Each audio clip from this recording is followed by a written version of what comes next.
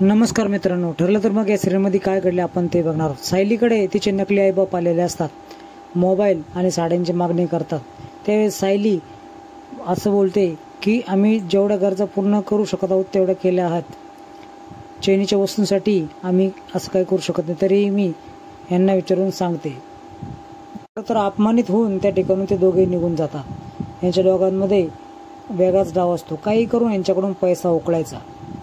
इकडे अर्जुनला सायली बोलते ते मला जे आईवडील नाहीत असं वाटतंय। त्यावेळेस DNA रिपोर्ट मॅच झाला आहे असं अर्जुन सांगतो।